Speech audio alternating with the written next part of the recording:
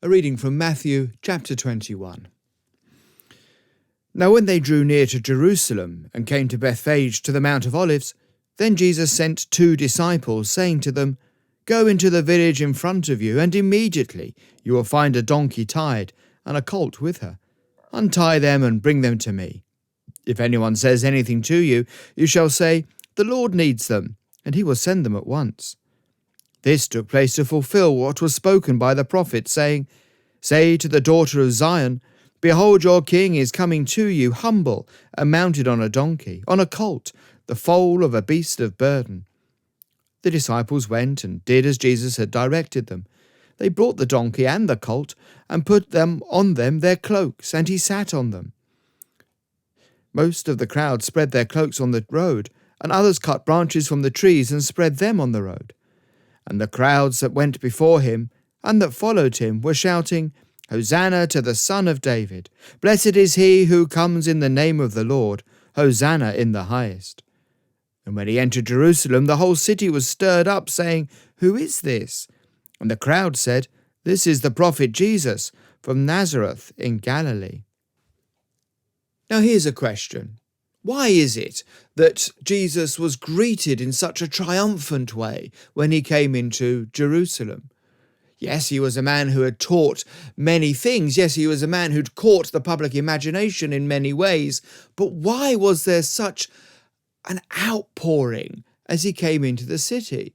And the language that was being used, look at the reading. There's all this talk about being the Son of David. What does that mean? Why is it that Jesus was being greeted with such excitement as he went into Jerusalem and then went from the edge of the city straight into the temple? Now, in many ways, you need to understand quite who King David was, because you need to remember, of course, that Jesus was from the line of David. And he was born in Bethlehem, which is the place from which David had hailed.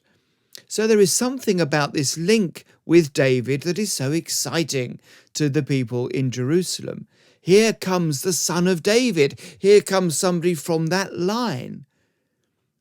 And of course, the line of David was a kingly line. David was a king above all others, not simply because he wrote many of the Psalms, not simply because he expanded the boundaries of Israel to a greater extent than they ever had been before.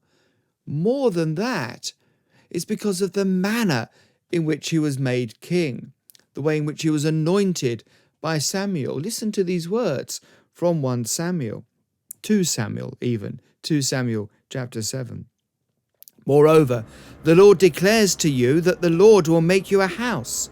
When your days are fulfilled and you lie down with your fathers, I will raise up your offspring after you, who shall come from your body, and I will establish his kingdom. He shall build a house for my name, and I will establish the throne of his kingdom forever.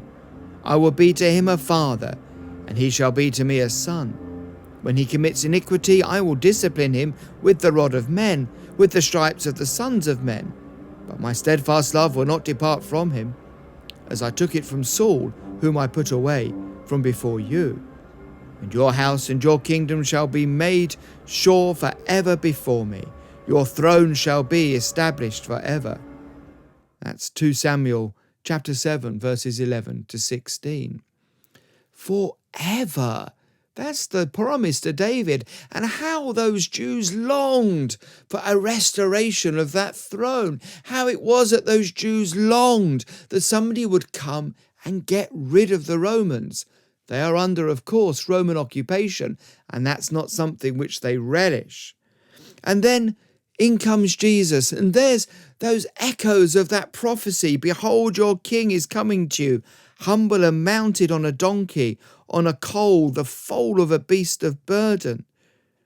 These prophecies, not only of somebody from David's line, but the very manner in which they ride into Jerusalem, well, these prophecies are being fulfilled in Jesus.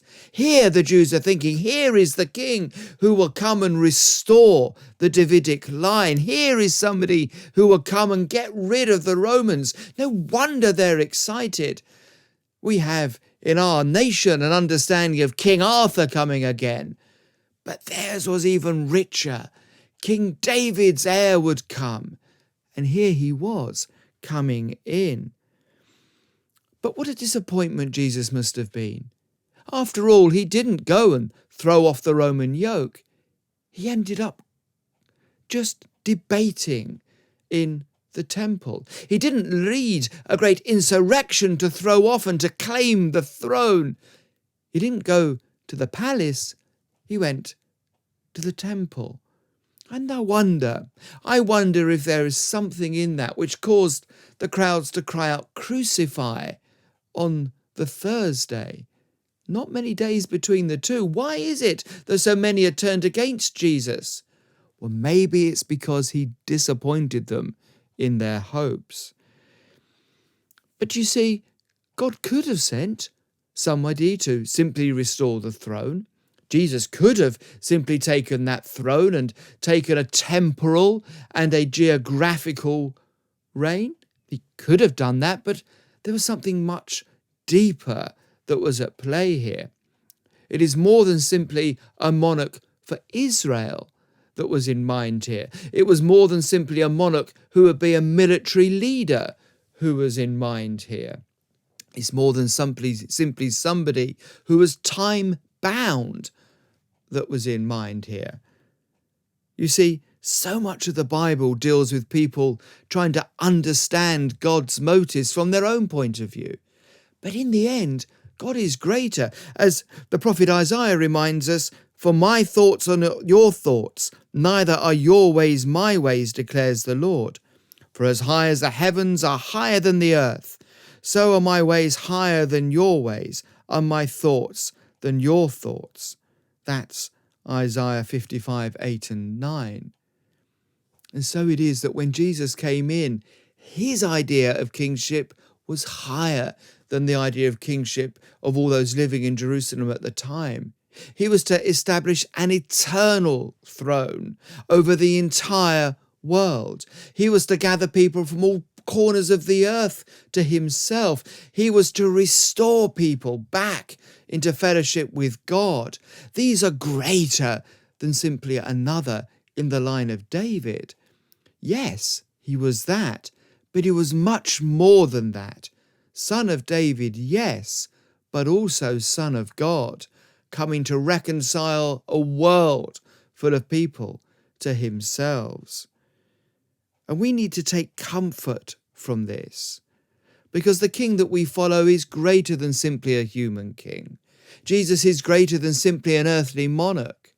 He is one who is above all, who will achieve all things. As we look towards Good Friday and then to Easter, we need to remember that we follow one who, yes, was killed, but had life in himself, so that he walked out of that tomb a mere 3 days later. I wonder if I might leave you with some more words, this time from Samuel Rutherford, born in 1600, died in 1661, a Scot who was a great theologian who ended up as a professor up at St Andrews, up there in the north of Scotland. Well, not really in the north of Scotland, towards the south of Scotland. It's all north to us here.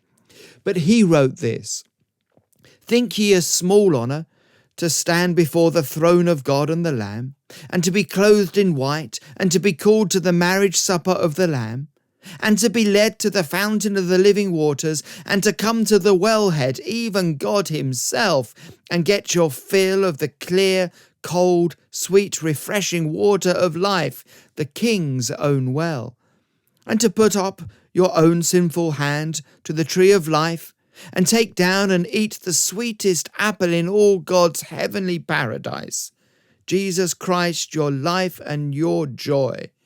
Up your heart, shout for joy, your King is coming to fetch you to his Father's house."